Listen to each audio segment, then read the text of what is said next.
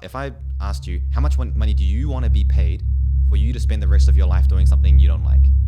Most people would be like, damn, like millions, like at least like, $600,000 is like, well, you're not going to get paid that, as a doctor. And if you don't like it, you're basically saying that you're willing to just spend your life, like your one life doing this. And then at the end of it, just be like, well, that sucked. In 1837, Horace Mann created the education system, a system at the time designed to pump out factory workers and professors. The same system that is still being used today in the 21st century. Now, Mann's system is backfiring. We are being moulded by the same industrial system that has existed for close to 200 years. That system delivers us into a digital economy that has no need of our outdated skills. This isn't our teachers' fault. This isn't the government's fault. This is due to a rapidly changing world full of technology and unforeseen circumstances. And us Gen Zs are caught in the middle. Welcome to the Driven Young podcast, the podcast for stressed, overwhelmed young Australians, teaching you practical life skills you can implement now to set yourself up in life. And now your host, Byron Dempsey. Welcome back to the Driven Young podcast, and boy do I have an epic episode for you today. Out of all the episodes I have done, I feel like this episode encapsulates what the show is about best, and I highly recommend listening to the entire episode because it's a long one. Today I'm joined by Dr. Justin Sung. Dr. Justin is a former medical doctor turned learning coach. He's passionate about helping people use genuinely effective learning strategies that work for everyone, not just a few high achievers. Unlike in medicine where your practice has to be tied to research, he realized how the common practices by schools and students weren't as evidence-based as they were hyped up to be. He also saw how this directly caused stress, demotivation, procrastination, and anxiety for students who kept putting in effort and didn't see results.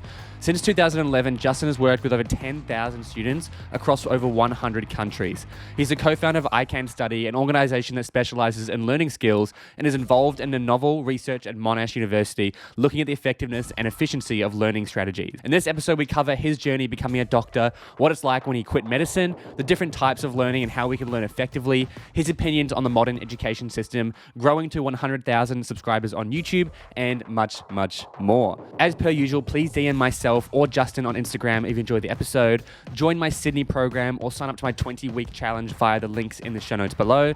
And please consider giving this podcast a rating or review. That would really mean the world to me. Now, over to Dr. Justin. Justin, welcome to the podcast. Good to be here. Thanks. Very excited. Yeah. You reached out to me, over a year ago. Yeah. I said I wanted to get you on, but I do all my podcasts in person. So we've just been waiting for you to come to Sydney since then, and COVID's happened and all this other stuff. Yeah. So good to finally have you. Finally made it over. And congratulations on 100K. Oh, thanks. Just hit 100K on YouTube. So that we'll definitely talk about that. But before we get into the conversation, I'd just love to know, what did you do after high school, and what was kind of like the process and the thought process for you?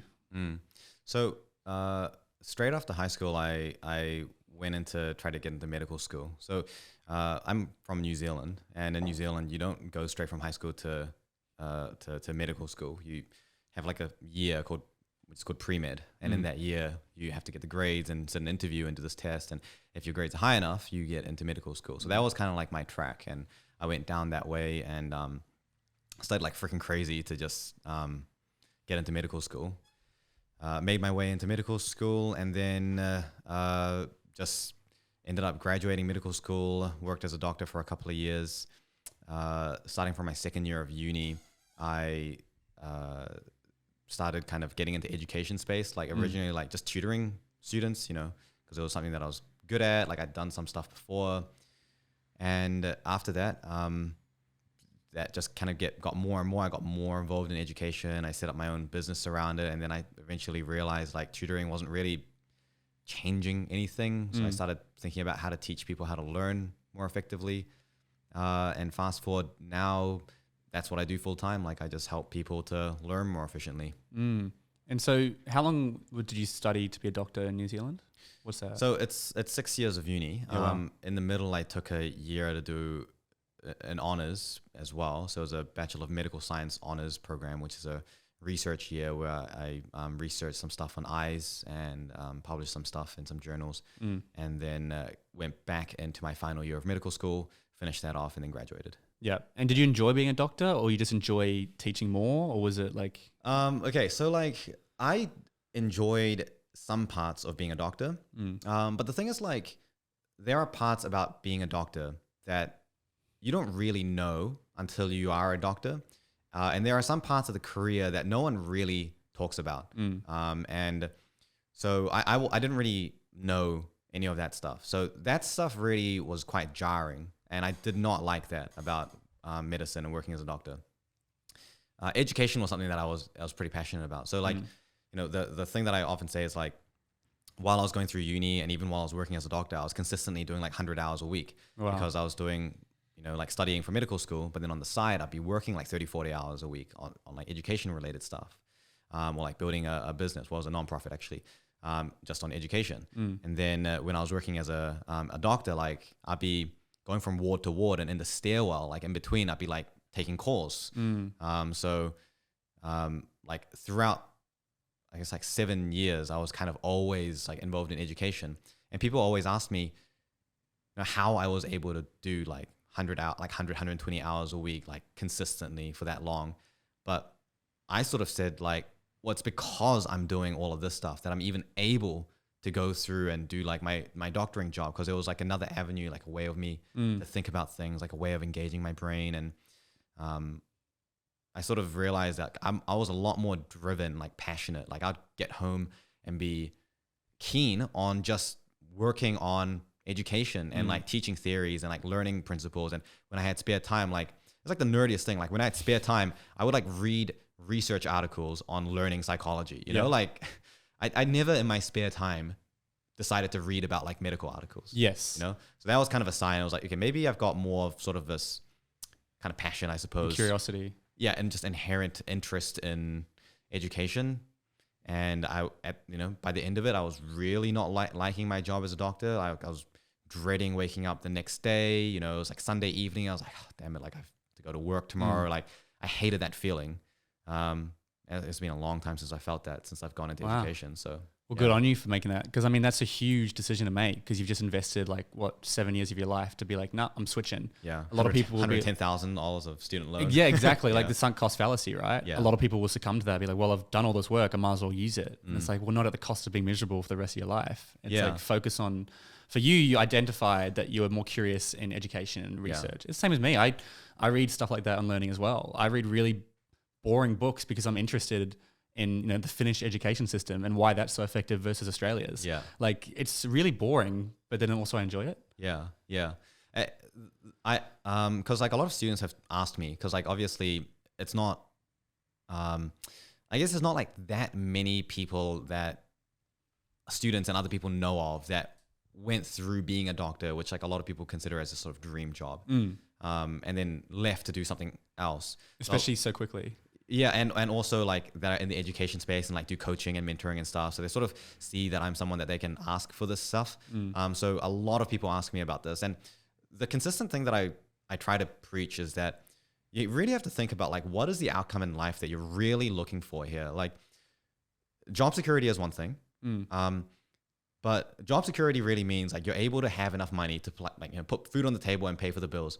And the amount of money you need to make to put food on the table and pay for the bills is not extremely high. Like you don't need to be on a $150,000 salary to put food on the table and pay for your bills. Do you know what it is in Australia? What? They say $70,000 to $75,000 is to live a good life, pay rent and everything. That's what you need in Sydney, apparently. Yeah.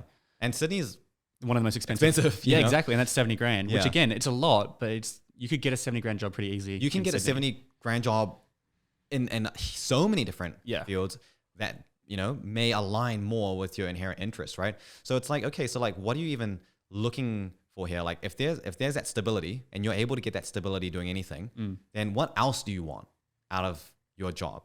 Yes, more money is great. And I'm not saying that, just be poor for the hell of it. Of course. But, at a certain point, it's kind of diminishing returns. Yeah. So the question I ask instead is like, how much money would you need to be paid? Like if I asked you, how much money do you want to be paid for you to spend the rest of your life doing something you don't like?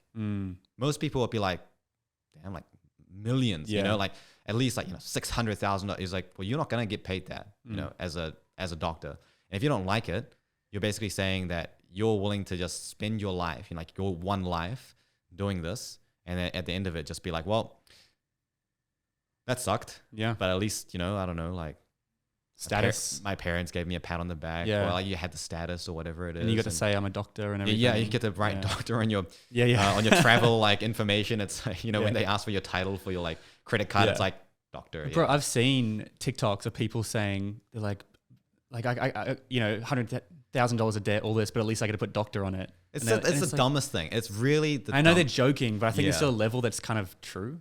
Bro, I honestly don't think they're like really joking, because there are a lot of people that have that. There's like so much emphasis on that status, and like I get it. Like I get why you would want to have like prestige and status. Yeah, of course. It's human nature. Yeah, and it's not like it's inherently a bad thing to have like a certain status, but it's not worth your whole life career going through. It's the external validation versus the internal validation. Yeah, and a lot of status is external, but there's not internal. It's funny. You haven't read this, have you? I actually haven't read it. You should read it. I'll give you a copy. But if you read my chapter, it's all about a doctor. Yeah. Yeah. There's almost this exact example. I created 2 fictional characters. One went to be a doctor for the wrong reasons. I unpack what was going on in his head for the status because his parents wanted him to and everything.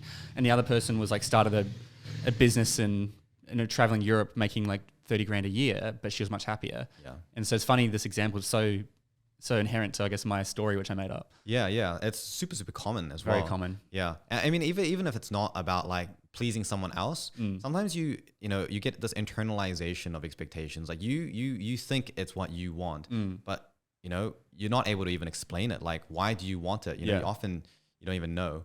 Well, it's like fitting in with your friends, because everyone goes to uni, so you want to be going to uni. There's a big one I talk about as well.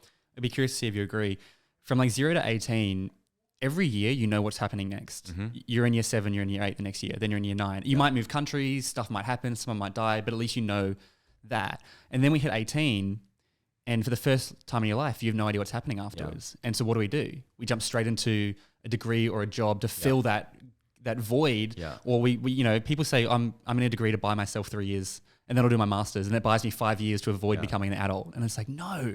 It's a lot of money and time to just be killing when you could be take a year off, figure out what you want to do, and really, go back to that curiosity thing. What makes you curious? Yeah, 100% agree, because like even me now, because I'm about to start a PhD in education, one of my lecturers actually pulled me aside and be like, you need to just make sure like you know exactly what you're getting out of your PhD. Right. Because she was like, I see way too many, and she's actually a researcher in the employability space. Like her job is to know about the value of a degree.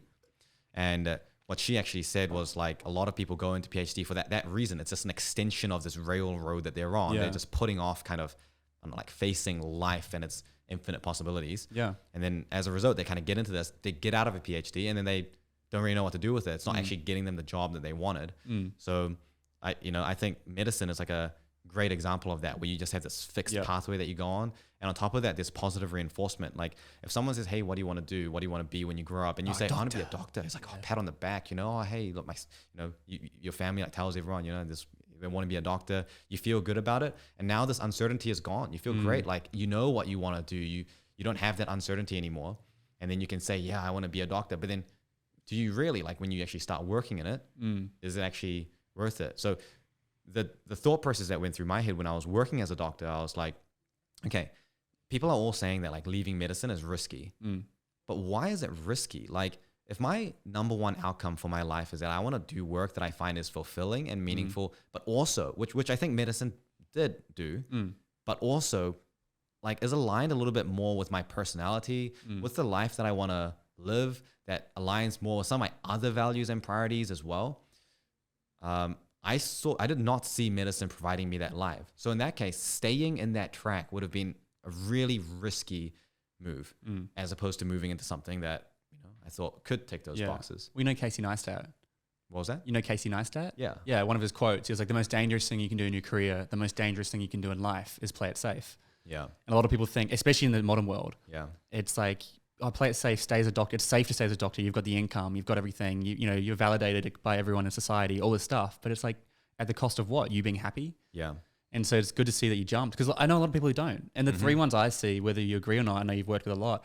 Medicine for sure. Yeah. Law. Yeah. There's so many people in law, and psychology. Yeah. The amount of people I know who are going into psychology, not aware that they have to, how first of all, only 10% of students can even make it. And you've got to do 5 years, because it's 3 years, and then another 2 years to get your master's to be a practicing psychologist. It's like there's so many steps, and it sounds smart, like, doing psychology. Yeah. It's like, but do you know what you're doing with it? do you know how you can apply this? And this is a huge thing I talk about on the podcast, because Yeah. just so many people are dropping out or switching because they've just jumped into it without thinking, what do I actually want to do?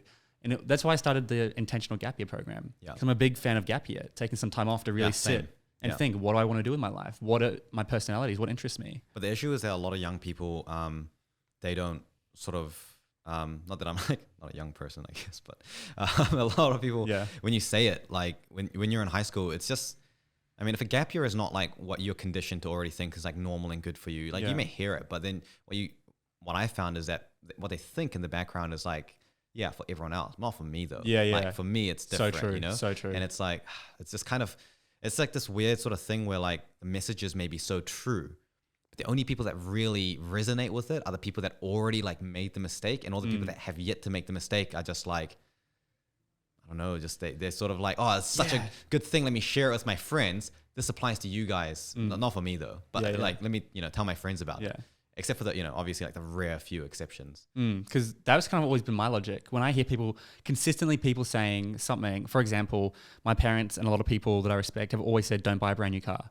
It's a really poor investment when you don't have much money. If you've got lots of money, do what you want. But if you don't have much money, don't just get a secondhand car. And so I never had a desire to get a brand new car because I've seen so many people make that mistake. Right. And so for my logic was like, and this is very logical thinking, well, if everyone's saying that, then it must be bad. And it's same with this thing. It's like, if everyone's saying don't jump into it, then it must be the right thing to do. But then some people just need to make the mistake in order to But appreciate the thing it.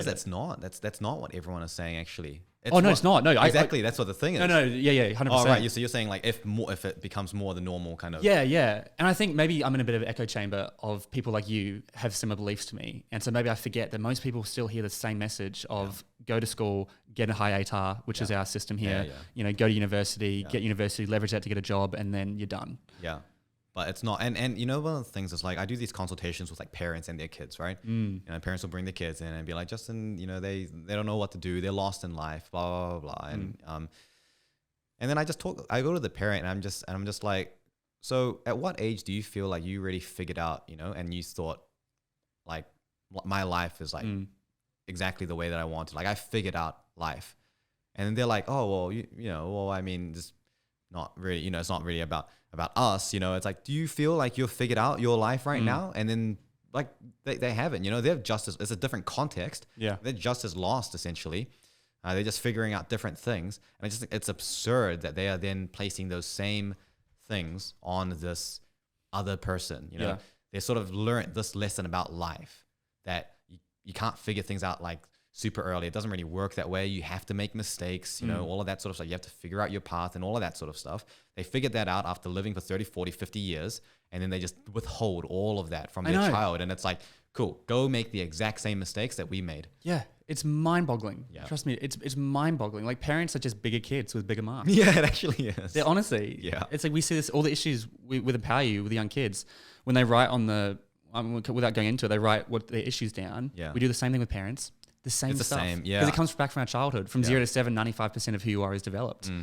I've done similar stuff in like my own workshops and work where I like look at what the parents think and say and their beliefs and stuff and what the kids have and just mirrors each other completely. And it's like you are actually it's this enclosed box of the problem, and what we need to do is not just stay in this box to solve the problem, because that's what the problem is. Like what we need to do is just open up that box and really look at things a little bit more objectively. Yeah. But have advice like this basically. Yeah. Because I would love to chat with I've got some parents I'd love to have a chat with who have very strong beliefs. And I don't want to go in and I just want to have a civil chat with them. But I think you have a lot more power than me because you've gone through it. I never went to university because I saw it straight away. I had so many people and I recognized it. I went in the business world and I saw this and I started to identify, okay, there's clearly an issue here. So I was lucky in that sense, but you kind of went through it. So you've got the grounding to be like, look, I'm a doctor. Yeah. I can tell you as a doctor, here's what it's like and blah, blah, blah. The funny thing is that like, especially for like Asian immigrants, they respect doctors a lot. Yes. It's a cultural thing. And when I'm in a consultation with parents, often they have like a irrational level of respect for me to the point where like I could be directly criticizing what they're doing. Yeah. And they like don't feel that they have that, like they can be offended by it because they just like putting me too much on a pedestal. And I'm like, normally this is a problem. But right now this is quite useful for us to like have this conversation. But unfortunately, and I've had a lot of conversations. Like, I've been in this space now for like 8-9 years. I've had a lot of conversations with parents over the years, and it's really, really, really, I'd say less than 1% of the conversations that I've had with parents have actually resulted in parents really reconsidering. Even if we get to the point where they understand the issues, they agree with it, they empathize with it, they see the problem. I think a big part of it is that they don't know how else to be. That's just a habit.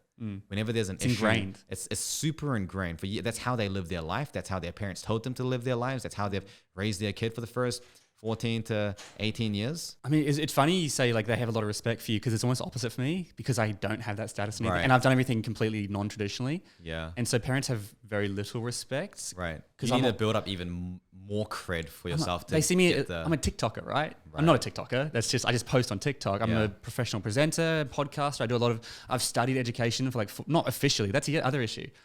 People won't respect because I haven't formally studied it, but I've read so many books. I've interviewed 120 people talking about education and what we should be learning. I've connected with some of the greatest educational creators, people with PhDs like yourself, people who've studied all this stuff. Because it's not formally educated, I don't get the same respect. Yeah. So I'm on the opposite spectrum. Well, like the reason that I pursue like these qualifications, a big part of it, like I'm inherently interested in the research, and it's a good way to connect with, academics and stuff like that, blah, blah, blah. But like, at least 40 to 50% of it is just that it lubricates the conversation. Yeah. When someone, when I have a statement, if it comes with this qualification backing it, it's like, okay, justification is inherent, is implicit. We don't have to have this lengthy conversation about, me explaining the rationale for every single conversation I have. And whether the information's the same or not. Exactly. Yeah. The information could be exactly the same. And trust me, like in fact, even just, because I first went into like business and education when I was 21. When I was 21 versus now, I'm 28 now, giving essentially the same advice, the reception is completely different just because like I'm a little older. So but it's just like, it was the exact same thing. If you think about the logic behind it, each point was in itself irrefutable. There's no way, if you just thought about it, it can be refuted, if you really thought about it. But it's about whether they're even willing to entertain thinking about it in the first place. There's that quote, it's like the sign of an intelligent person is your ability to entertain a new idea. Therefore, the sign of an idiot is your inability to entertain a new idea. Yeah. A little bit of a joke there. Yeah. But no, it's so true, isn't it? It's like whether I truly believe someone who's intelligent can entertain any idea.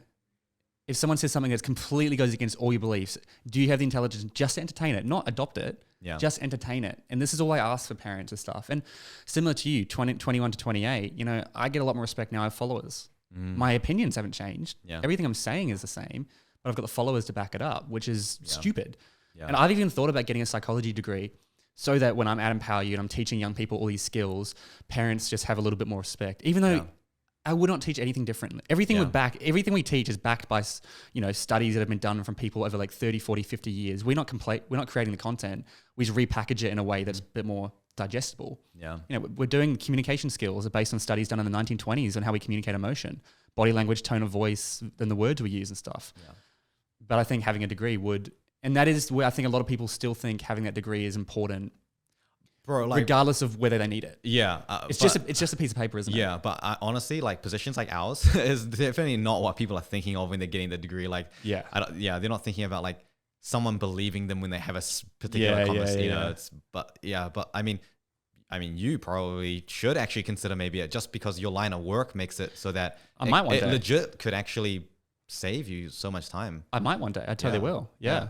Totally. And one good thing that I think, and like I need to give credit where credit is due, is that like first of all, I'm not telling people like, for example, with medicine, I'm not saying don't do medicine. What I'm encouraging is that you have a process of decision making. Don't be so quick to jump to the decision. Have a process. Be open-minded. One big question I have is so I when I used to like do huge sort of seminars and groups, pre-COVID, where we had like hundreds of people in a room, and I'd say, hey, put your hand up if you want to do medicine. And of course, everyone puts their hand up because it's a seminar about medicine and things like that. And then I say, okay, keep your hand up if you feel like you're really, really sure, like you really want to do medicine. And then most people will keep their hand up. And I say, okay, keep your hand up if this is something that you feel like you want to do for a long time and you're really, really motivated to do what it takes to achieve this and become a doctor. And most people will keep their hand up, right? At this point, 95% of the room still has their hand up. And say, okay, keep your hand up if you can explain to me what the medical training program is like, what you're expected to do, and what life as a doctor is like on an everyday basis, and what the career progression of medicine is like. 90% of the room puts their hands down. And I'm like, okay, well, let's try a different question. Put your hand up if you wanted to do medicine. Hands go up. Yep. Okay, put your hands up if there is another career that you have looked at just as much and considered just as seriously as medicine.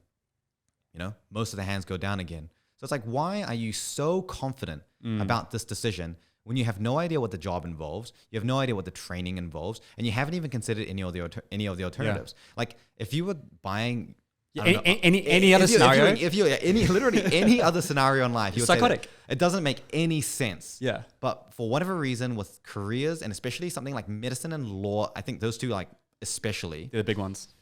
You know, there's this societal response where as soon as someone locks into that, that's it. You've got it. You're gonna be, you know, that's your path that's set for you, and then you just get deeper and deeper and deeper into it, and at some point, that's gonna be your life.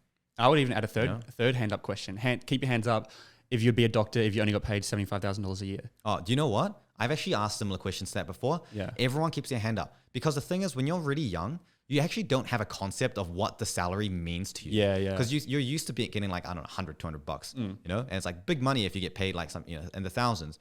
So if you know, you don't actually have an understanding of like how much it means, but like every professional kind of knows, like when you start working and there's actually like a monetary value set for your time, and you start realizing this is my time on this earth. Like, my life is measured in this time. And this is how much my time is actually worth. And you say, like, this is the value. The money becomes real irrelevant real fast. And then you start thinking, what else would I rather be doing? Yeah, opportunity costs, right? Yeah. I always talk about opportunity costs. Yeah. Yeah. Like, and that's the one thing, because again, most people are probably going to go to university. Yeah. My big message is make sure you're making it on the right reasons, right? Same as you. Yeah. But like an argument I always get is, well, if you had someone with a degree and someone without a degree, they're much better off. Yes, but you're not factoring what this person could have done in the 4 years it took them to get this degree. Yeah, I think it's a very narrow way to view it, to say that this person with a degree is going to actually be better off. In fact, I would really argue that to get the person to explain, why is it? Explain to me in what way this person actually is better off.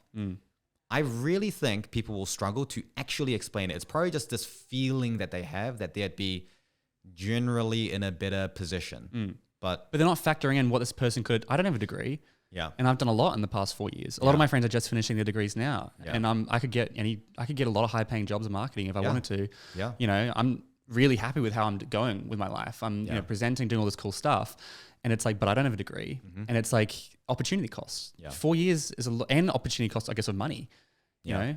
And one interesting thing is, like, when I was working as a doctor, okay, in New Zealand, like these are New Zealand numbers here. Yeah. So, but it's sort of similar. When I was working as a doctor, my first year out, I was getting paid something along the lines of $80,000 to $90,000. Okay, kind of varied depending on the run, but New Zealand dollars. New Zealand dollars. So let's say 110 Australian, or maybe 100. No, other way. It would be. Is New Zealand dollars worth more? Sorry. It would be.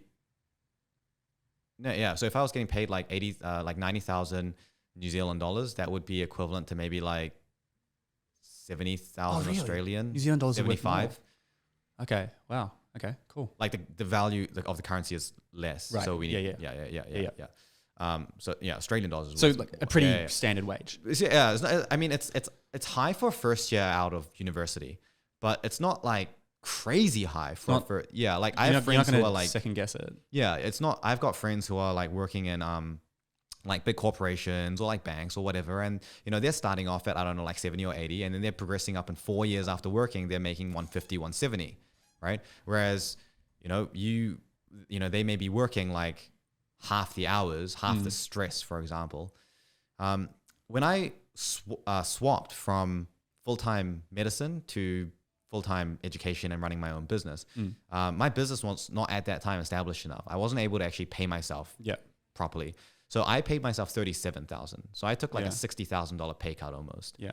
Last year I paid myself $39,000. Yeah, but the thing is, the amount of money you need to do a job you don't like is a lot more than the money you need when you're doing something you do like. Because there's extra money that you need to make up for the fact that you're doing something you don't like. Big holidays and everything. Exactly.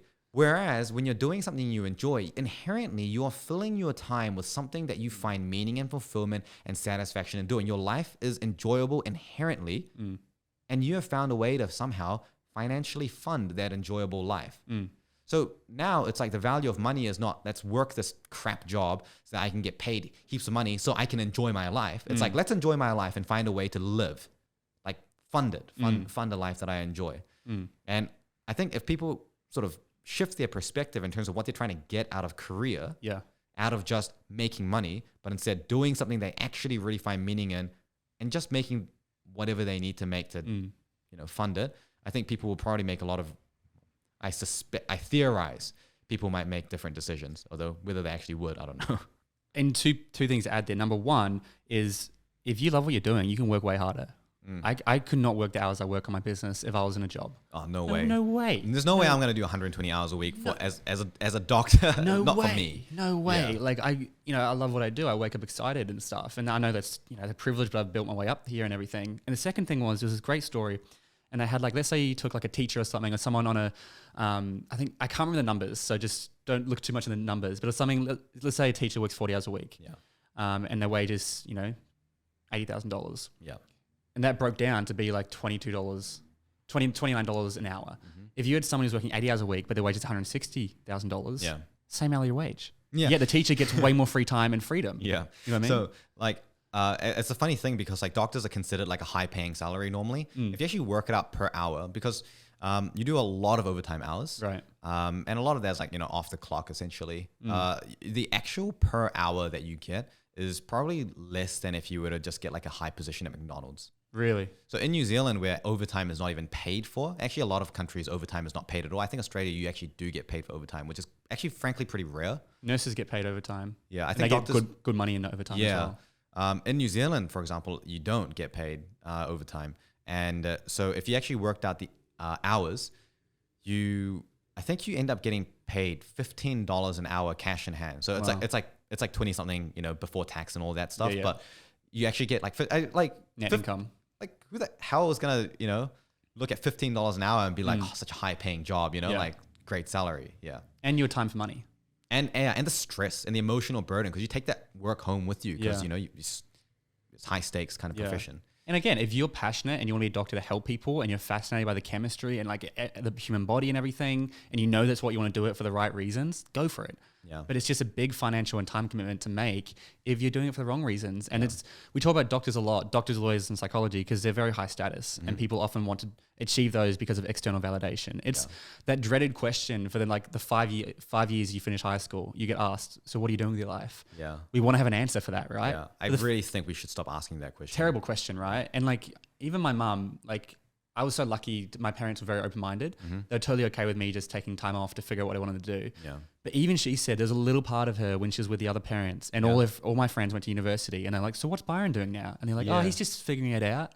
There's a part of her that felt less. Yeah. And I think the good thing about conversations like this, as it reaches more people, if it were my kid, they were figuring things out, I would be so proud. So legitimately, would I. 100%. I would be so proud that my kid is actually mature enough, open-minded enough, understands critical things enough to figure their own stuff out. And they're actually taking ownership of their life to a level that most people are not.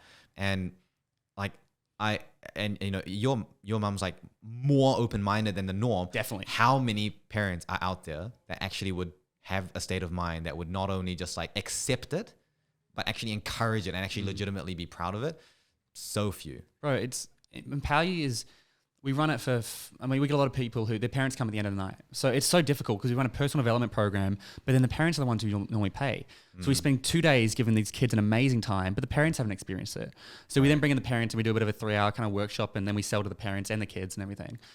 And we get really high percentage of conversions, but it still blows me away how many don't sign up. It's like, if my kid came to me and said, Mom, Dad, I want to double down on investing, financial literacy, goal setting, communication skills, and surround myself with people who are making me happy and not toxic like my friends at school. And they go, no, we're not going to pay it. You know, it's a payment plan over 2 years. It's not even that much. I need to tell you the story. Breaks my heart. You're gonna like, well, your heart's about to shatter. Like, bro, I gotta tell you a story. I got one afterwards as well. I was talking about this on another podcast that I was doing the other day, and I had this student. Working in this space, I get a lot of people coming to me as like their only sort of counsel that they get, because they can't talk to their parents about it. They're not really happy to talk to their friends about it, and they sort of see me as kind of like a figure outsider. No, but like a figure that they can kind of trust for this type of advice. Yes. And so a lot of like mental health things, you know, I'm often like the first person to pick up on it because of the fact that they are only talking to me about it.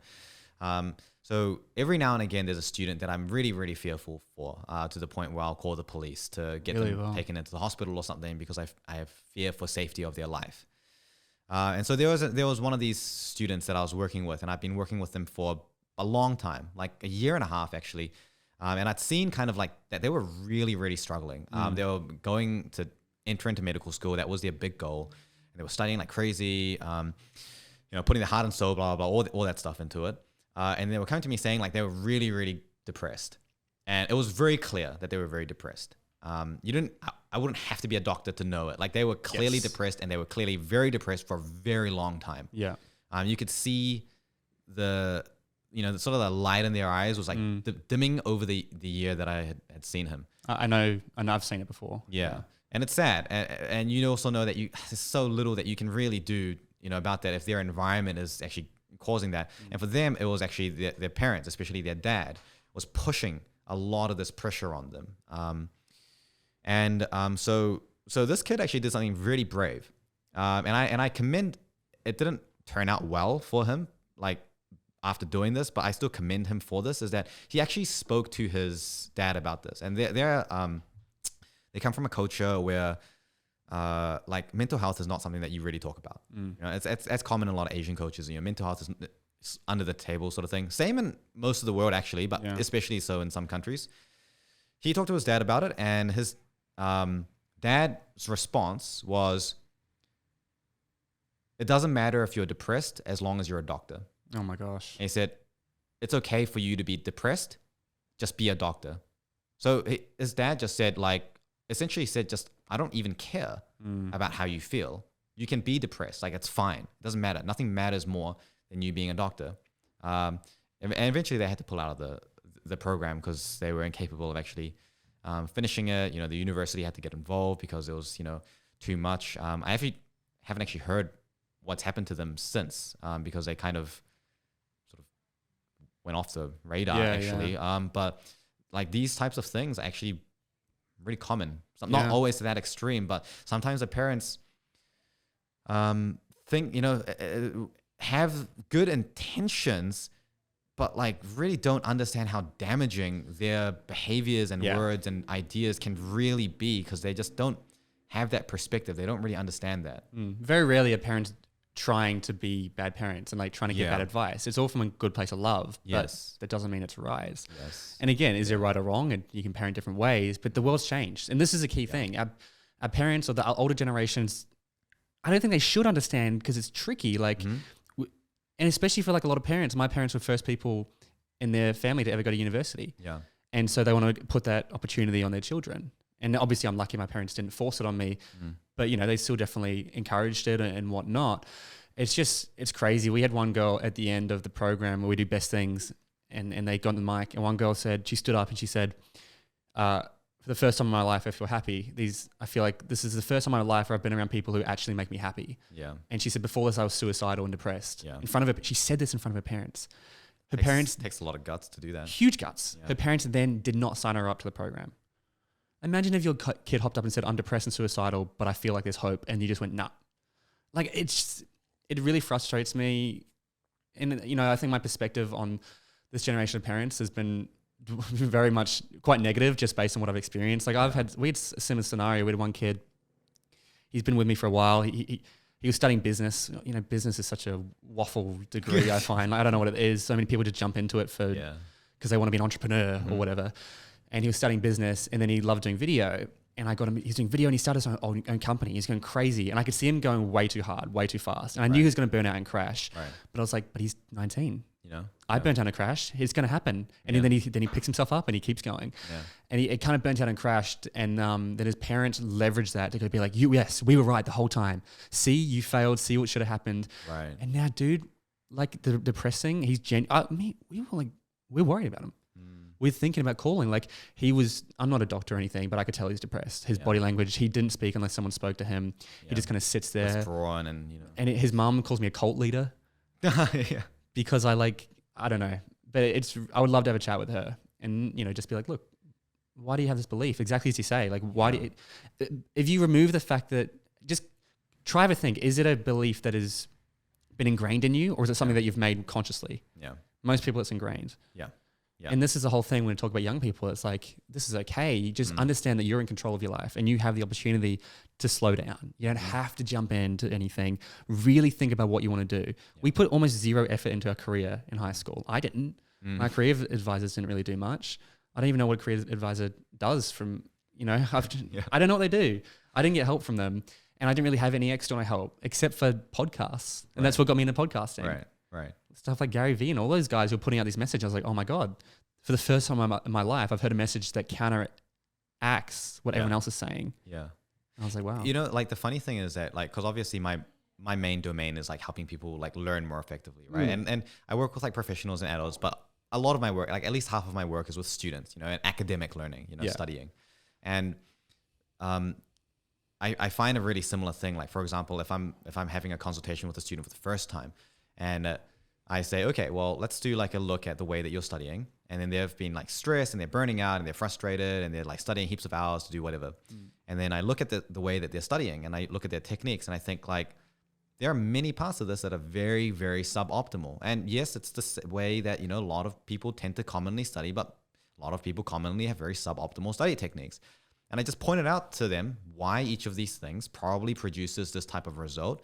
And I said, no, this is typically what they would find. And then they started crying because it was the first time that they'd ever actually felt that they weren't an idiot. It wasn't that they were dumb, that they couldn't achieve this. It was just that these techniques were not optimized for them. So they'd created this entire set of self-limiting beliefs about what they, you know, can and can't do based on, you know, these techniques that they were using.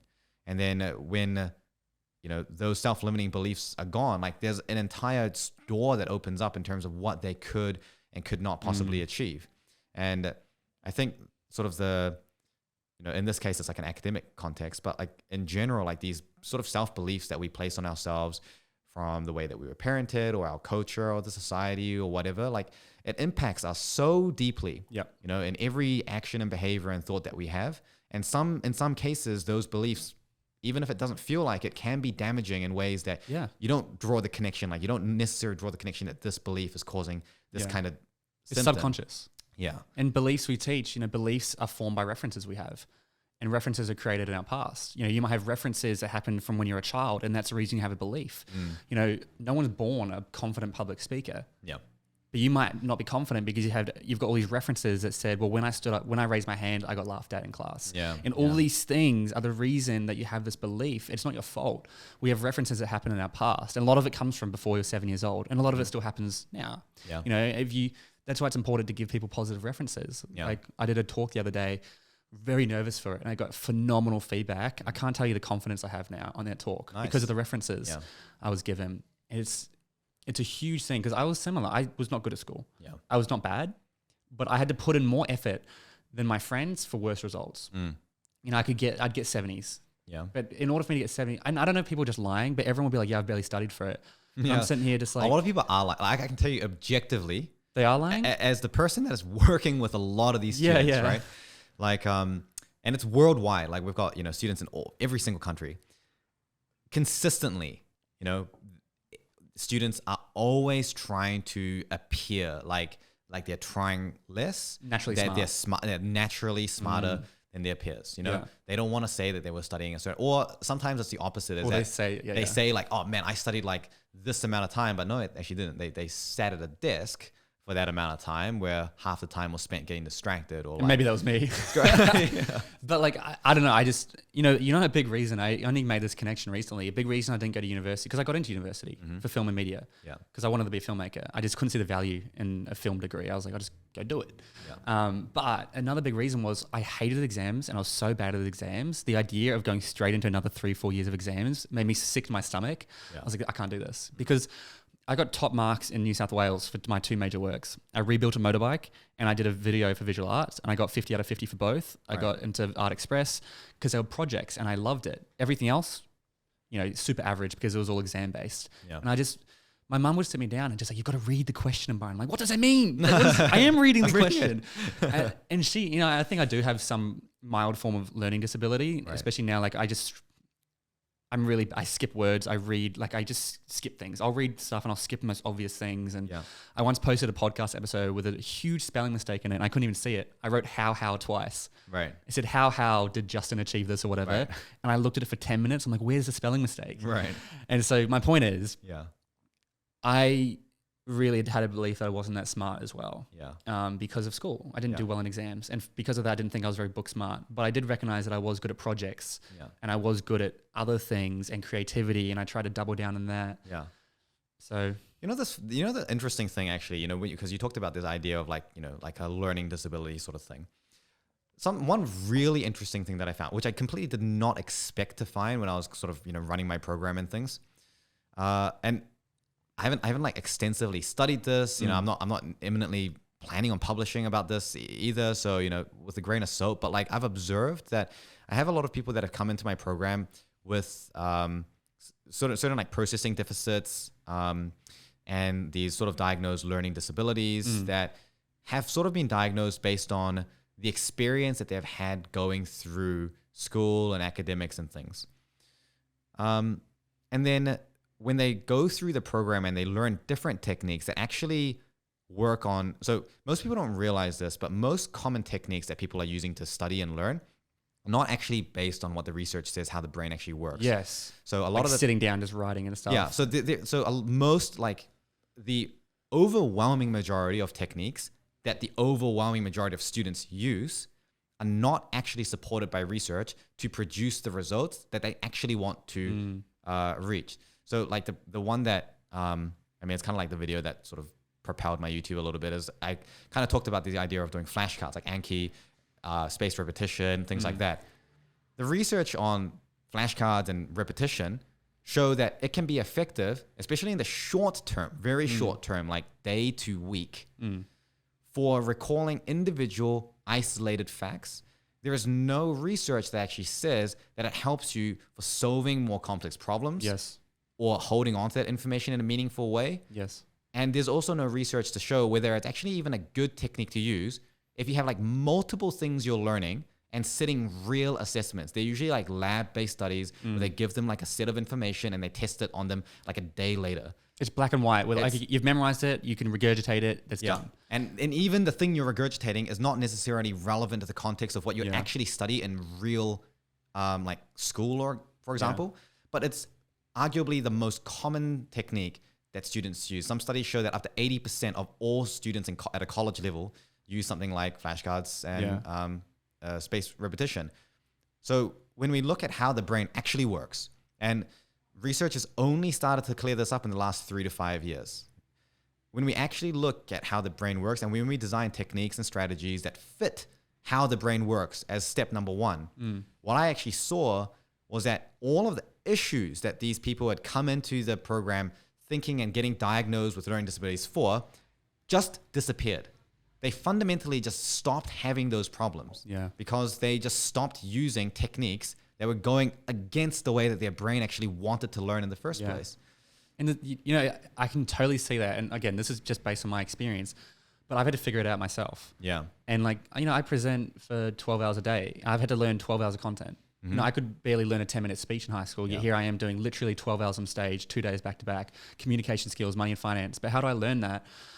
I don't know. I just learn it. Like I don't learn what to say. I just learn the content so I know it back to front without even have to think. And then I just get up there and I can speak to it. And I have key points. We don't use PowerPoints. Yeah. I don't use any PowerPoints. I get like 4 key pieces of notes. I get 4 key points for like a 2.5 hour presentation. Yeah. And it's like, younger me never would have imagined that was possible because of the way I was taught. Yeah. But now I realize some other strategies, and I've been working with my mentor who teaches me presentations, and I use Notion. I don't know if you know Notion. Yes. And I map everything out in there, and I drag and drop it, and I put my key points, and I wrap everything in stories. So I call them story triggers.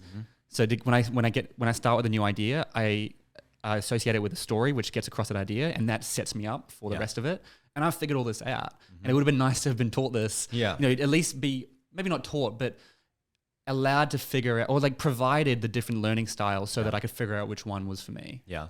So like my main thing is the idea that there are things that your brain will do to learn more effectively, and you are fortunate enough that you actually were able to figure it out. And obviously you work to figure it out. A lot of people will never either put in the work or be like, because it's not motivating really to do something you suck at. Like if you suck at learning in school, most people are not going to be motivated to like improve that. You can just sort of avoid it.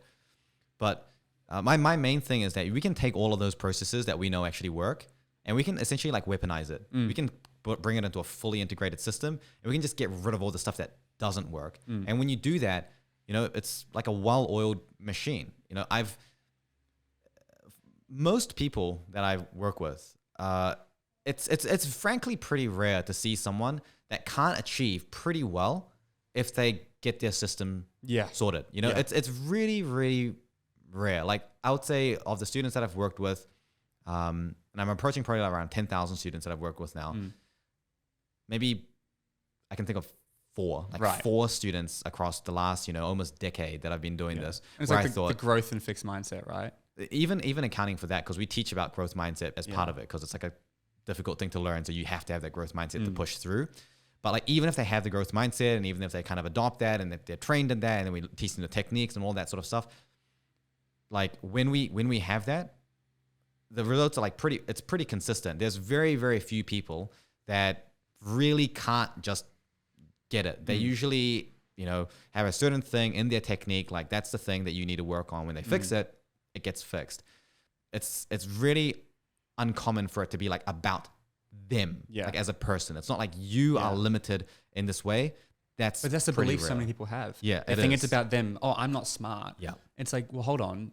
That's not true. That's just a belief you have based on past references. Maybe you didn't do well. Like me, my references were, well, I worked hard and I didn't get good results on exams, therefore I'm not smart. And that's kind of where I had that belief from. And then I entered the real world and I went, oh wait, a lot of this doesn't actually matter. Yeah. And when I actually started working on like the presentations I do now, I'm fascinated by it. I love communication skills. I love teaching money and finance. I love talking about emotional intelligence. And so because I love it, it's so much more interesting to learn versus biology, and it's applicable. Because I interviewed a woman, she's got a PhD in cognitive brain science, and I forget the term, but it was like a big issue with what we learn at school is we don't see the applicable, how we can apply it. Like I didn't care about learning Pythagoras' theorem because I knew I'd never have to learn it. Yeah. And if it's something I know I'm going to use, I'm much more likely to learn it. And that's another issue. So there's this like evolutionary theory around like how learning happens, right? Is that like the brain consumes a lot of energy. It's like 20% or so or more of your daily caloric intake is consumed by your brain, even at rest. And so learning and holding on to information, and this thing that we call encoding, which is the idea of taking information, storing it in our memory so we can actually retrieve it later. That is an extremely energy consuming process. It's frankly tiring. If we were to hold on to every piece of information that we're bombarded with, every license plate, every color, every sound that we hear throughout a day, our brain would just explode. We'd go insane. Yeah. And we would have to eat like 30 pizzas a day just to think.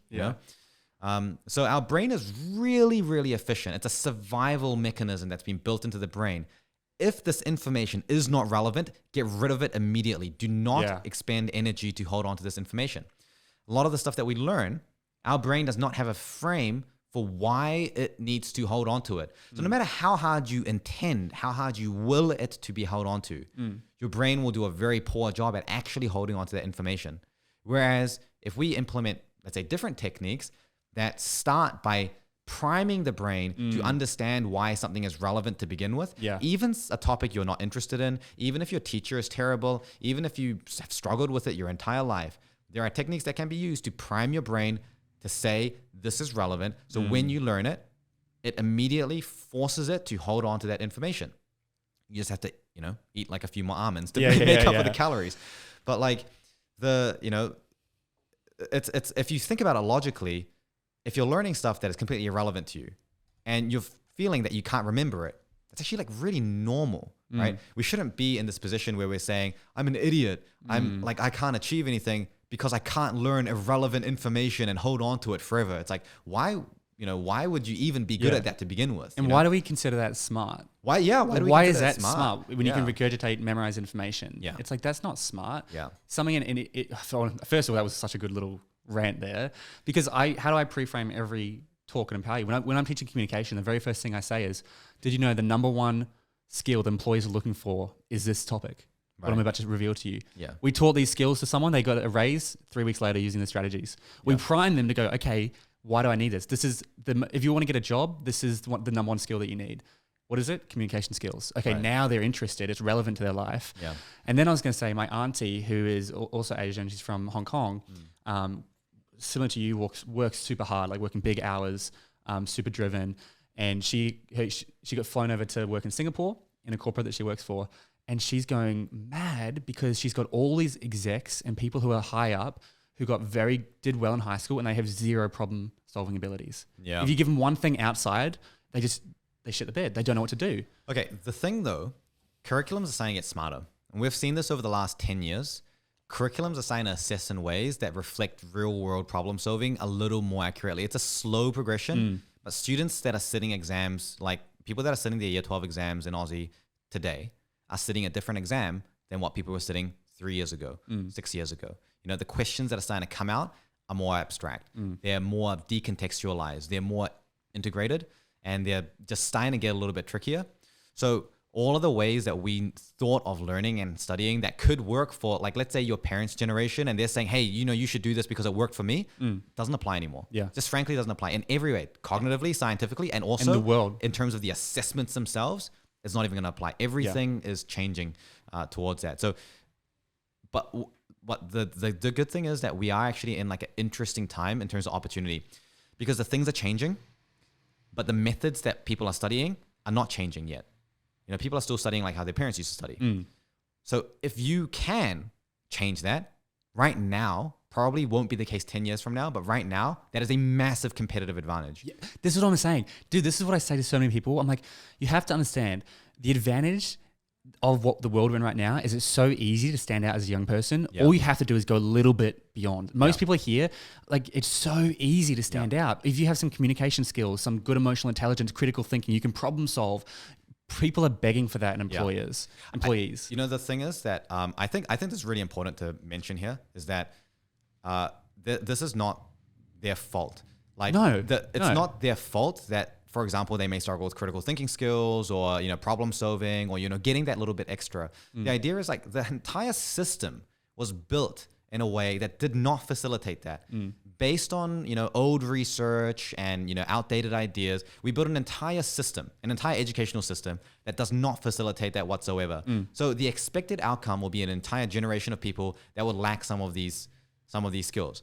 And we're also now seeing employers and people that are in these positions of power recognizing that these things are deficient and wanting more of that. And so like that's like the scene that's been set here is that you essentially have a system that's kind of leveled it for everyone, that's pushed everyone down. So if you're the one person that can see that actually it's been pushed down, if I do things a little differently, that can really give me a significant edge, then I think that, that's like a really, really powerful tool to have in your toolkit. It's so powerful. And I'm just pulling up a quote here because this is a Tim Ferriss quote. I'm not sure if you've heard it. Do you know the one I'm talking about? I know Tim Ferriss, but I don't. Here it is. This is Tim Ferriss. 99% of people in the world are convinced they're incapable of achieving great things. Therefore, they aim for mediocrity. The level of competition is thus fierce for the realistic goals, paradoxically making them the most time and energy consuming. Yep. And I'm like, because so many people are just going for the mediocre stuff. And it's like, if you just go a little bit above, you'll see there's not much competition. Yeah. The weird thing, right, is that like I ask, like when I do like webinars and seminars with students, one of the questions I tend to ask in almost every one that I do is I get people to say, what is your goal, right? And they usually aim, because I work with a lot of sort of higher achievers as well. A lot of them are aiming for like a 99.95 ATAR. Yeah, or they're aiming for to give context, is like the top mark you can get in high school. Is the highest possible mark that you can get in the Australian system in high school. Roughly represents the top 0.05% of national ranked achievement. Yeah. So like if you're doing IB, for example, the top 50 out of 50, you would get a 99.95 translated. So a lot of people are aiming for this. And actually to get into some university like programs, the minimum to get into it is a 99.9 or like a 99.85 is the minimum. So these people are aiming for these marks that only like the top less than 1% of people are getting. Yeah. And I say, okay, so like, what are the ways that you study? And it's essentially like 3 to 4 items listed, like everyone uses. Everyone's like, I do heaps of past papers. I, use my spaced repetition, and I use my flashcards, and I just make sure to, revise my notes, or something like that. Yeah. Or like I pay attention to, like, or I write notes and, something really, really simple. And then I think like, okay, if you have something that, if we take 100 people that got a 99.95, that got the top mark, and we asked them what technique you use, and they gave you those 4 items, would you say that those techniques work? Yeah. But we shouldn't, because let's say we took 1 million people, and of the 1 million people, let's say all 1 million are using those 4 techniques. Let's say only 100 of them actually succeeded. Right. We take the top 100. What techniques did they use? Because that's an interesting That's point. So the common things are common. It doesn't make them exclusive. Those people are just good at those 4 things. Not necessarily good at those 4 things. It could be something else. So what we need to think is, what are those top people exclusively doing that other people are not doing? So the idea of studying or learning or really anything in a way where you're trying to get an uncommon result, but you're doing it in a way because it is the common way to do it, does not make sense. Yeah. Common results and common. So if you want an uncommon result, there has to be something that's uncommon. There has to be something that's there that other people are not just doing. So that's why if you look at it, like if you look at all the people that use, flashcards, for example, this is one of the big things, is that when you looked at people that use flashcards and past papers, we found that like 70% of people getting the top grade band use flashcards and past papers. We also found that 70% of students at every other grade band were using it. So now the question, so that changes the picture completely. Yeah. Changes, and most people don't think that. Most people are not taking the extra step to think about the success rate of a technique. They're just looking at what is common among people that are successful without seeing all the failures. And I'm 100% sure, I don't even have to ask you. I know you know people that have used an approach, done something because that's the way that you're meant to succeed. Yeah. And they didn't get the result. Yeah. They weren't able to, there's a lot more people that do something and will not get the positive result. But how many of those people are going to make a podcast, make a TikTok, make a YouTube channel saying, hey, everyone, look at me fail. Yeah. People aren't going to do that. So you only hear about the success stories. And so you just keep thinking like, that's the way to do it. That's the way to do it. That's the way to do it. But maybe it's not. It's just a thought and like a question that I hope people would ask themselves. I love that though. I love this conversation and getting deeper, right? Because it's such a good point. Because by logically you'd say, well, everyone, the top, 1% use flashcards, but so do the other 99%. Therefore, it's redundant. If everyone's using it, then that's not what made them into the top 99%. Yeah. And the other issue is, keep in mind, like it's a big supply and demand. Like my mum, she's an occupational therapist, and so she has a business, and she's always looking for a good quality team. And she's getting really worried because there's such a high demand for OTs. They're raising the ATAR required to get into it. Right. And she's like, I don't want that, because as an OT, you have to be customer facing. You have to have good communication skills. Yeah. And all the high ATAR people they're attracting are just good at reports. Right. They're not good at customer facing. And she's like, no, I don't want this. And so again, it's just kind of going into the other point. I'd love to get your opinion. Sorry, side note on the kind of like the ATAR thing is because there's a story I always talk about, and it was like a friend of mine. She got like a 95 ATAR, which is very good. Yeah. And she was like, I could be in law, I could go into medicine, she could kind of do whatever she wants because you get a few bonus points and you hit the top. Yeah. And she became a teacher, which is a 75 ATAR. Super unconventional and choice. People said, here's what they said, why would you waste your potential on that? I've heard exactly the same story from other people as well. Waste your really potential? Common. Don't we want those people teaching the next generation of exactly. kids? Like it's perverse. It's just, and it's disgusting because the way we view teachers in Australia is like lower status than a lawyer or a doctor. For what reason? Yeah.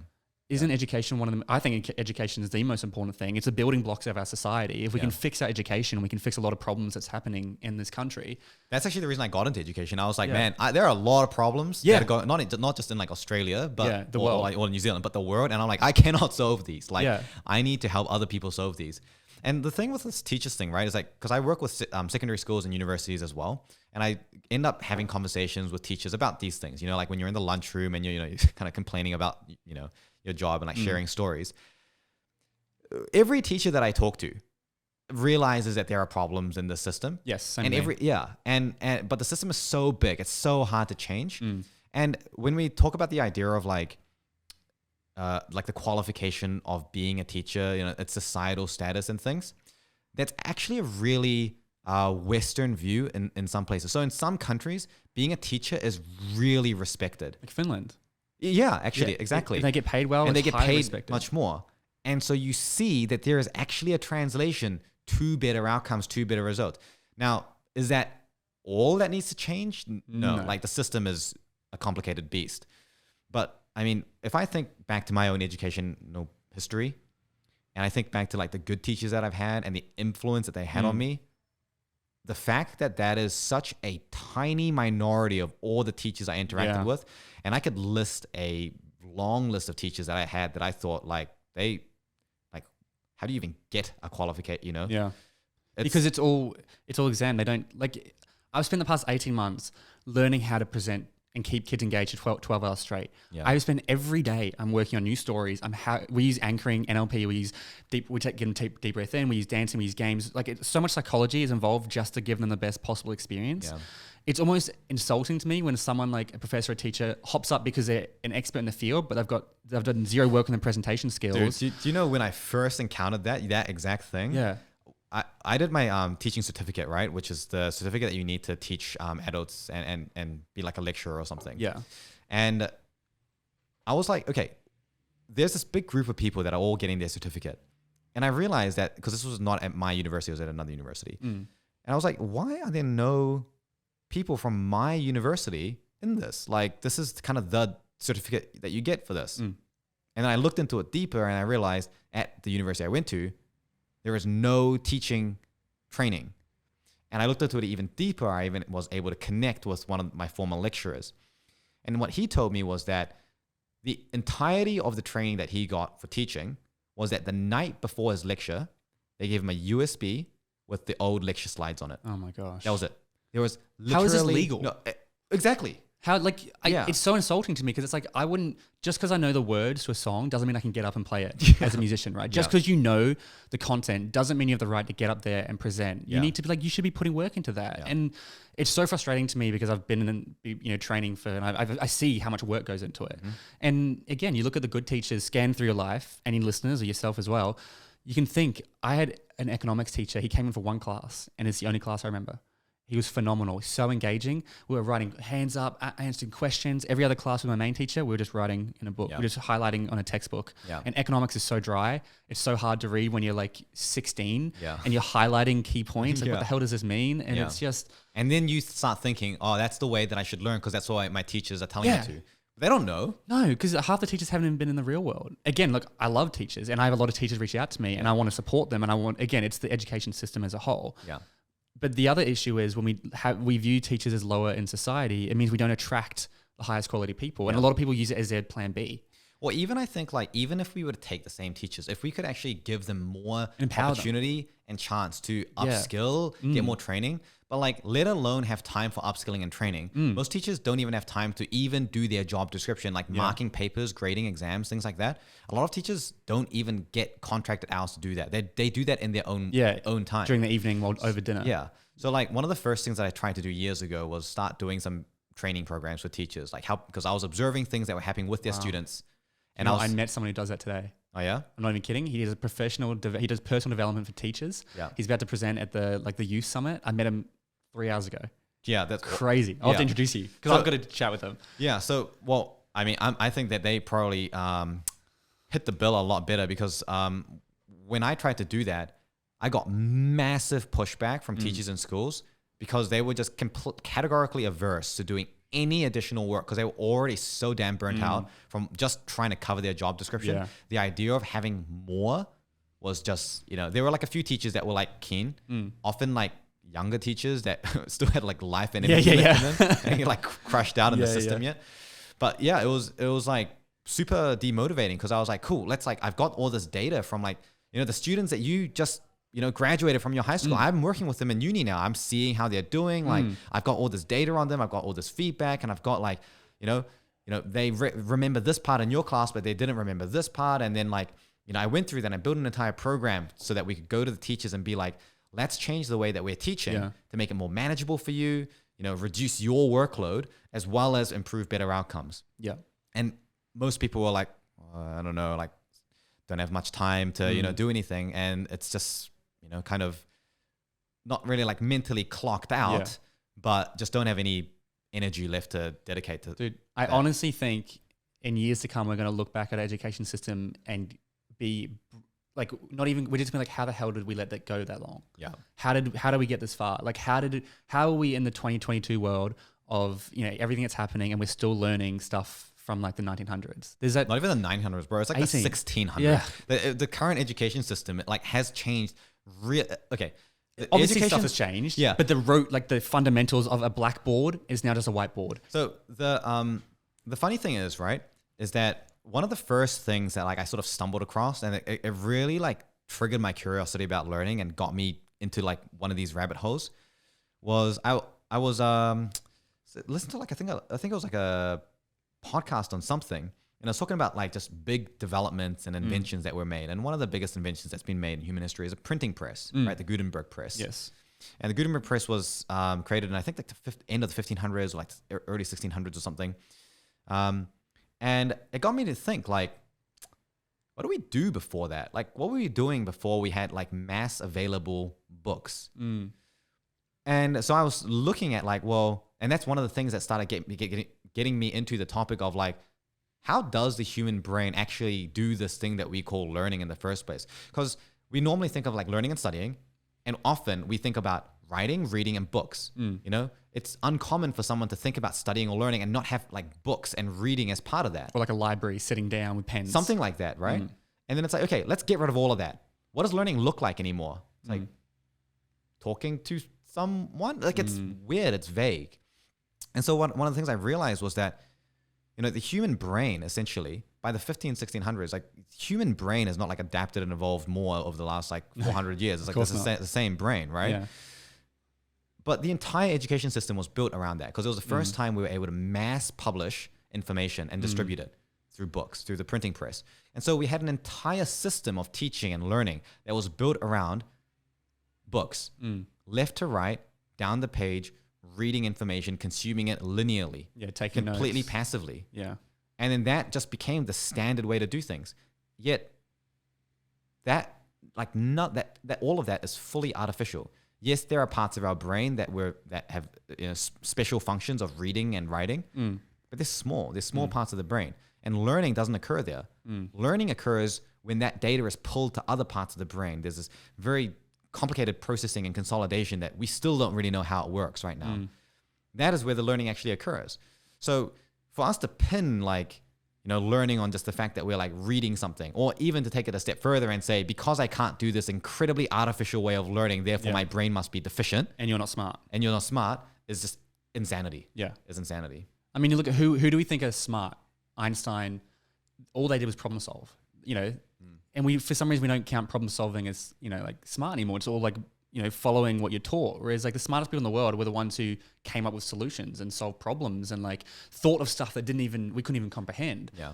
There's like that quote, I love it. It's kind of like the main quote from, I guess, probably what you do in my podcast and stuff. Well, not a quote, but like a story. It's like, if you were to go back in time 100 years ago, let's imagine the 1920s, everything would look different. The cars we drive would be different. The clothes we wear would be different. The rights are different. The one thing that is the same is the education system. There's still teachers on a blackboard drawing up, teaching math, English, and science, and the kids are sitting on their desk taking notes. Yeah. Now we just do a whiteboard and a little bit more technology, and it's adjusted a little bit, of course. Okay. But the fundamentals are the same. You know the thing that has made that progression really hard, and this is something that I noticed like just didn't make any sense, and now researchers are starting to realize it doesn't make sense as well.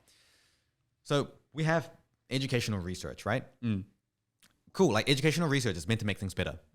So we say, okay, we're going to teach people. We're going to teach people something. So we need a researcher to make sure that we're teaching in a better way. So in the 1920s, the teaching techniques was different. You know, this a field called pedagogy, right? Like pedagogy was different. The way that we thought we should teach people was different. It's changed a lot since the 1920s. From the 1970s onwards, research had like this huge explosion of like understanding, instructional design, all these things changed. Okay. The format of how we taught remained the same in the classroom and all of that, but the techniques that we use, the way we delivered information, the way we tried to engage people, the way that we got feedback, all of that changed because there were years and thousands, tens of thousands of studies that were looking on it. Except most of those studies were measuring their success based on whether they passed or failed the curriculum that they were sitting in.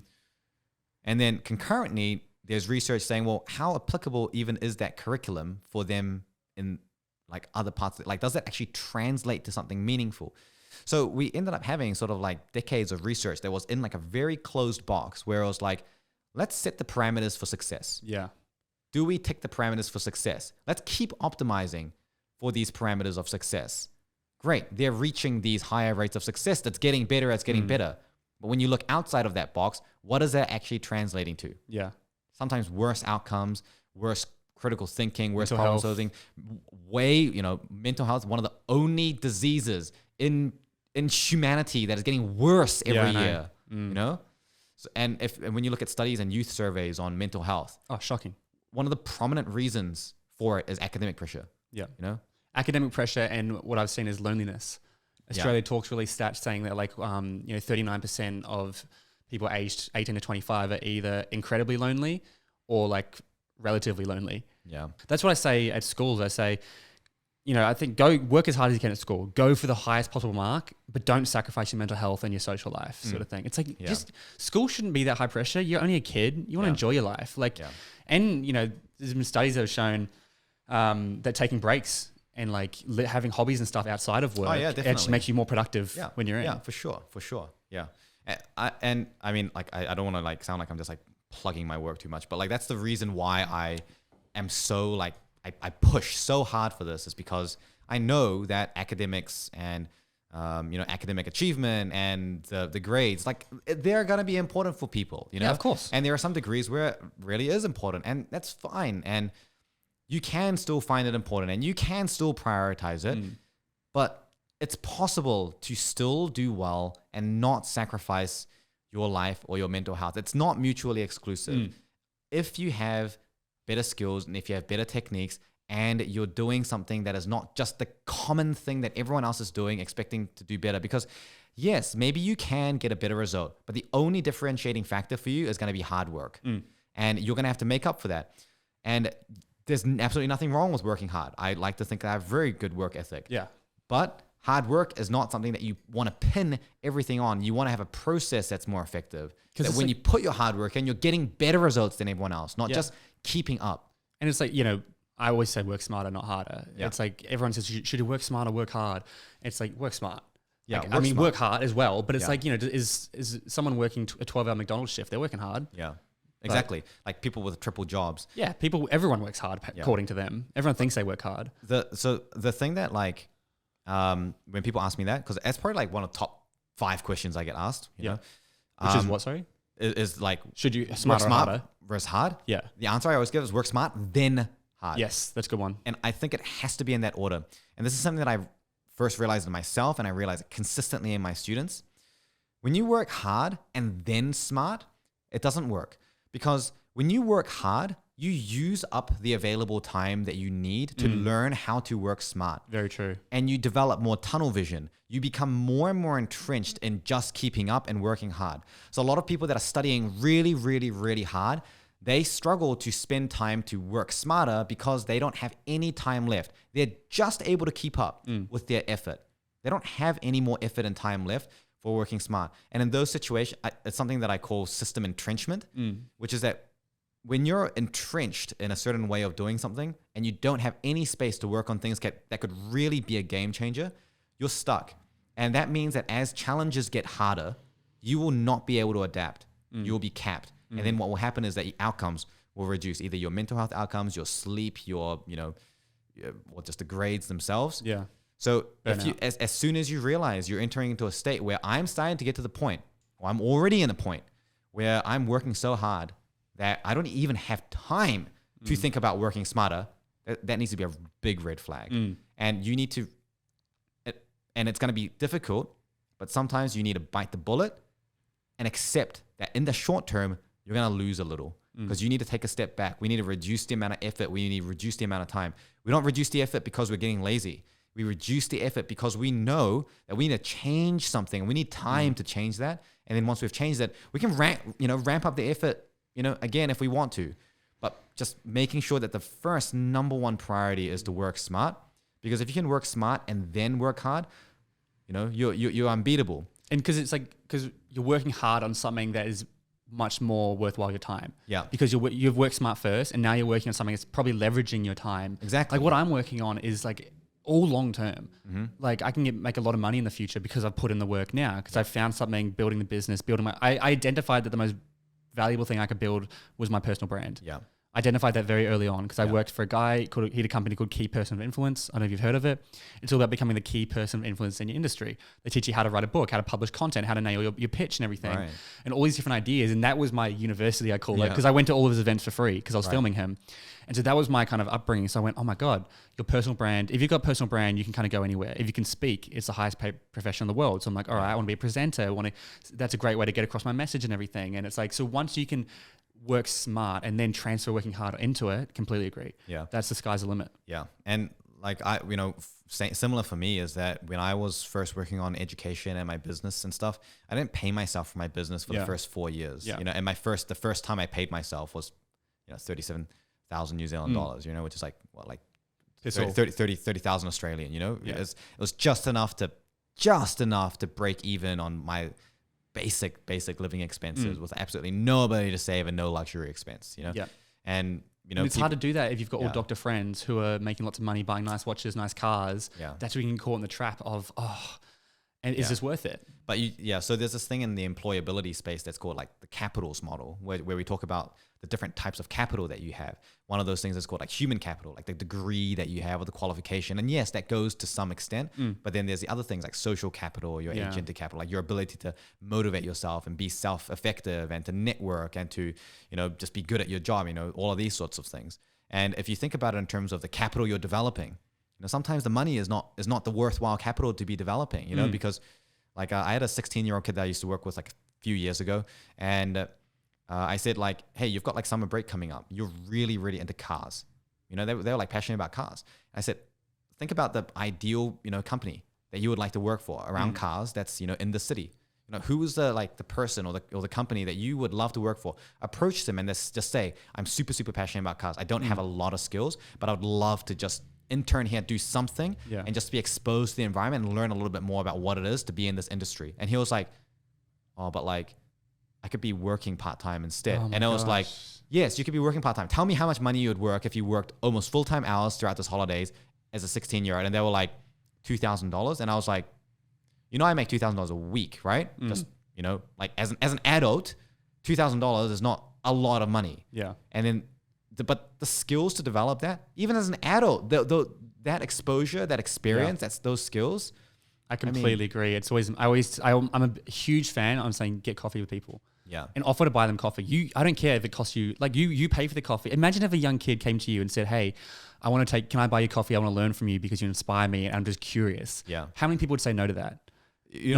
Not many people would say no. I know you're going to be in the same position as me in that like lots of people will message you, on different platforms. Yeah. And it's hard to keep on top of the volume and things. Yeah. I don't know if you get this as well, but I get a lot of people that come to me, asking for advice and for help. Yeah. But they're willing to commit nothing to it. Yeah. And I'm not saying like buy my program or something. Just even like committing to it at an emotional level or sort of having some kind of like, it's just like, what do I do here? Tell me. So there's one of the flip charts we draw in the communication section is people don't care how much you know until they know how much you care. Yeah. And a lot of people say, hey, I want to know something. No, show me that you care. Hey, Byron, I listened to 10 of your episodes recently and they changed my life. Thank you so much for doing what you do.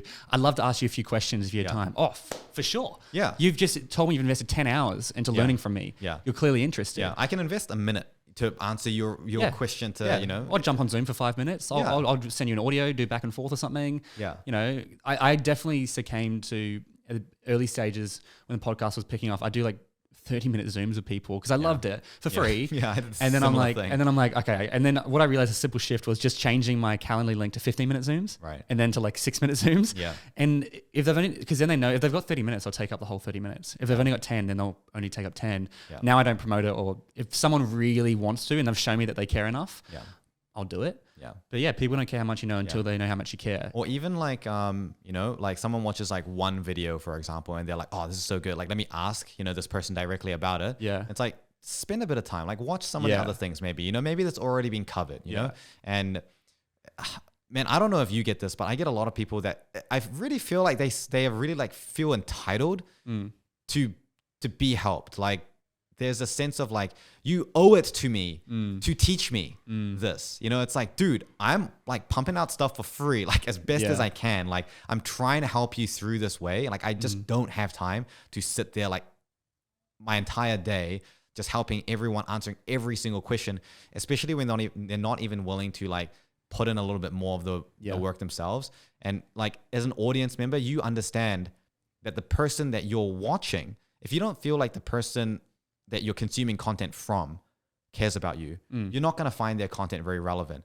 Same thing that, you know, the other way around is like, if I don't feel like you care about, you know, like my content or even about yourself and taking ownership of it seriously, I'm not really very motivated to spend that limited time to answer back. This is what I mean. It's like, it's so easy to stand out. Because it's like, it's honestly so it's such easy. a low standard, honestly. It is. The bar is so low for young people right now, which means it's great because anyone listening can now go, oh my gosh, okay. Dude, have you ever like, have you done much in the way of like recruitment and hiring like young grads? Yeah. Or like young students and things like that?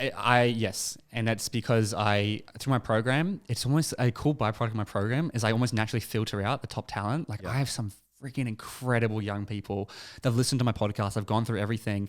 Like, I can introduce you to some of them if you want. They're absolutely incredible. But again, it's 5 out of the 60 in my program. The 60 in my program were out of 10,000 people that saw the ad. It's like filtered down to these. And once I find them, I hold on to them because they're so rare. And I'm just like shout out to Lily. Lily's an absolute superstar.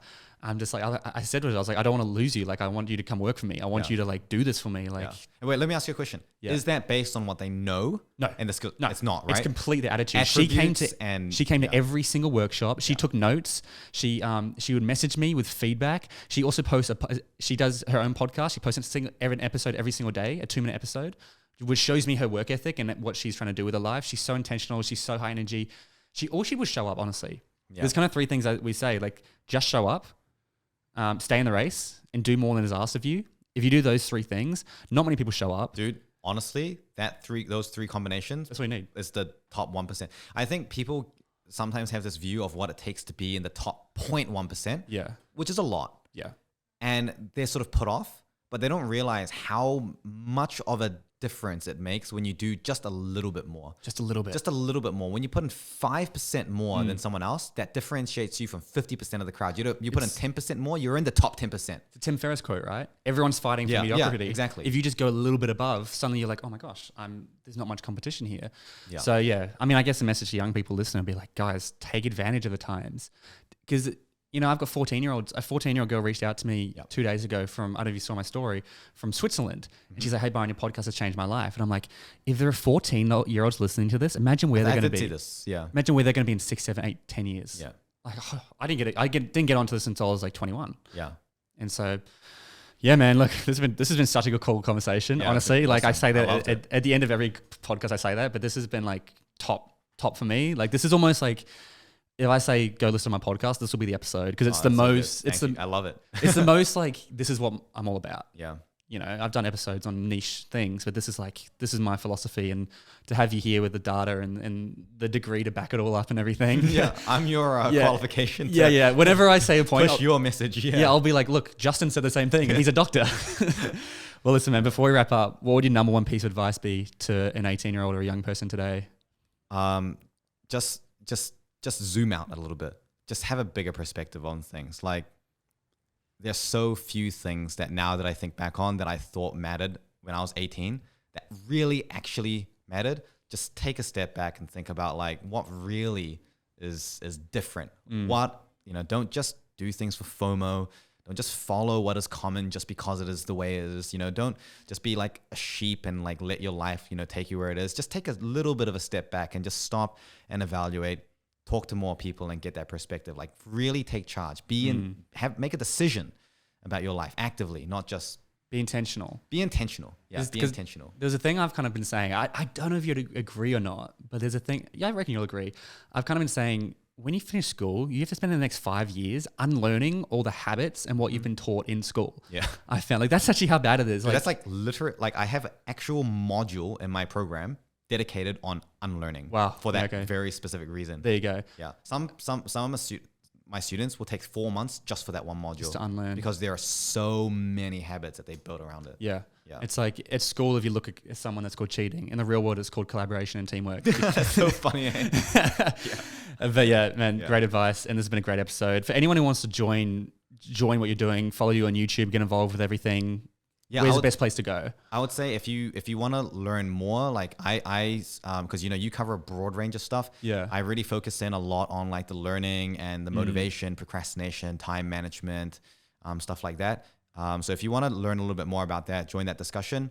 YouTube, Justin Sung. It's free. Yep, it's free. Instagram at Dr. Justin Sung. I'm trying to do more like live Q&A sessions as well through that. So if you can jump on at that time, that's good as well. I'm also planning on running a bunch of like mini webinars where I just dive on specific concepts that people have misconceptions about. And that's going to be in a huge series that I'm going to be running. Again, all of that will be free, and there's going to be hours and hours and hours of stuff there. Stuff that's not really appropriate for YouTube because it's a little too deep and a little bit too technical. But for people that are like really interested, I think that's going to be gold. And if you feel like you want to actually join the full program, then you just go to iCanStudy.com. And you can check that out. But by all means, what I would recommend is just get a taste for it first. Yeah. Consume some of the stuff that's out there. I've got so much stuff that's out there for free. Give yourself, the chance at least to sort of just start exploring some of these ideas and changing the way that you're thinking and just dipping your toes in this a little bit first. And get used to the idea of like making some of these changes. Yeah, amazing. So I'll put all those links you mentioned in the description below, so go check them out if you're interested. But otherwise, Justin, thank you so much for coming on the podcast. Thanks for having me. It's been awesome. Sweet. Whew. Cool.